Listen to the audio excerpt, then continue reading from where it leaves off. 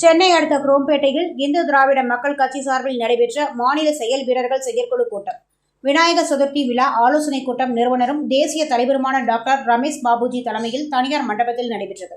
கூட்டத்தில் இந்து திராவிட மக்கள் கட்சி மாநில அமைப்பு செயலாளர் ரமேஷ் உட்பட ஏராளமான நிர்வாகிகள், மகளிர் அணியினர் கலந்து கொண்டனர். பின்னர் செய்தியாளர்களை சந்தித்த டாக்டர் ரமேஷ் பாபுஜி பேசுகையில், செயல் வீரர்கள் கூட்டத்தில் தமிழகத்தில் விநாயகர் சதுர்த்தியை முன்னிட்டு 1 லட்சம் விநாயகர் சிலைகள் பிரதிஷ்டை செய்ய உள்ளதாகவும், கோவையில் தேசிய கொடி ஏந்தி பேரணி நடத்துவதற்கு தாவேக அரசு அனுமதி மறுத்தமைக்கு இந்து திராவிட மக்கள் கட்சி கண்டனம் தெரிவித்ததும், பாராளுமன்றம் தொகுதி வரையறை செய்து பாராளுமன்ற உறுப்பினர்கள் எண்ணிக்கையை அதிகப்படுத்தி மக்கள் பணி செய்ய விரைவில் நடைமுறைப்படுத்த வேண்டும் உள்ளிட்ட 10 தீர்மானங்கள் நிறைவேற்றப்பட்டதாக தெரிவித்தார்.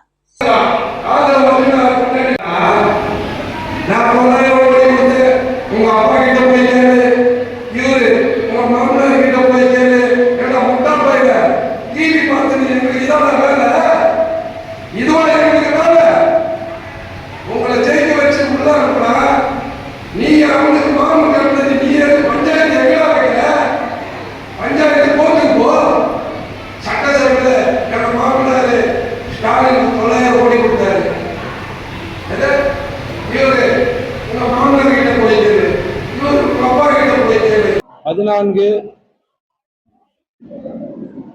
9/2026 நடைபெறக்கூடிய விநாயகர் சதுர்த்தி விழா தமிழகம் முழுவதும் வீதிதோறும் வீடுதோறும் 1 லட்சம் விநாயகர் வழங்கி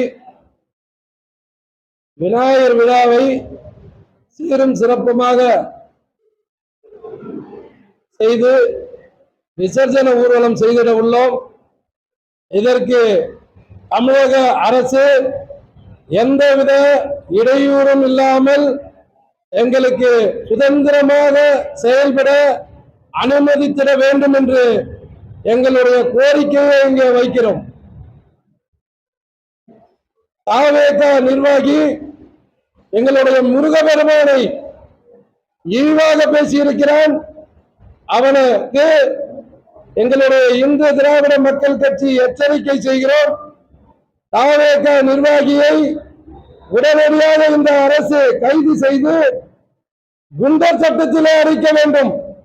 யூடியூபிலே சில கருத்துக்கள் சொல்லுகிறவர்களை குண்டர் சட்டத்திலே அடைத்த இந்த தாவேக அரசு எங்கள் முருகபெருமானை இழிவுபடுத்தவரை குண்டர் சட்டத்திலே அடைக்க வேண்டும்.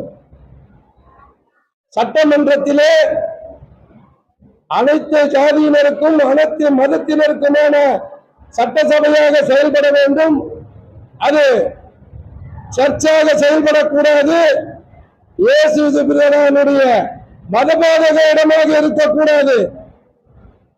பாட்டாளி மக்கள் கட்சியினுடைய எம்எல்ஏ அன்புமணி சௌமியா அவர்கள் பகவத்கீதையை ஒரு குறிப்பு எடுத்து காட்டியவுடனே சபாநாயகர் அவர்களே 20 நிமிடம் உங்களுக்கு நேரம் ஒதுக்கி விட்டாச்சு, நீங்கள் இதோடு முடித்துக் கொள்ளலாம் என்று பகவத்கீதையை உச்சரித்தவுடன் அவருக்கு அவருடைய குரல் வலையை நெருக்க நீங்கள் செய்த செயல் வன்மையான கண்டனத்துக்குரியது என்பதை நாங்கள் உங்களுக்கு தெரிவித்துக் கொள்கிறோம். துறையினுடைய செயலுக்கு கொண்டு செல்லப்பட்டு FCR தடை சட்டத்தை நடைமுறைப்படுத்த வேண்டும் என்று மத்திய அரசு முயல்கின்றது. இதை இந்து திராவிட மக்கள் கட்சி நாங்கள் அனுமதியோடு ஏற்றுக்கொள்கிறோம். உடனடியாக FCR சட்டத்தை அமல்படுத்த வேண்டும். நீட் தேர்வு என்பது ஏழை மாணவர்களுடைய கனவு.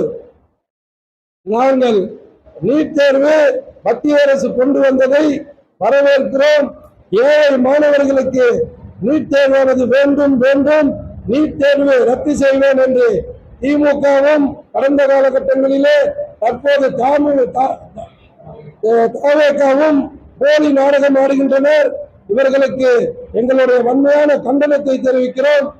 இந்த மருத்துவ மாணவ செல்வங்களுக்கு நீட் தேர்வுக்கான பயிற்சி முகமைகளை இந்த அரசை ஏற்படுத்தி அவர்களுடைய மருத்துவ கனவை தீர்த்து வைக்க வேண்டும் என்று இந்த அரசுக்கு எங்களுடைய கோரிக்கையை வைக்கிறோம். நன்றி, வணக்கம்.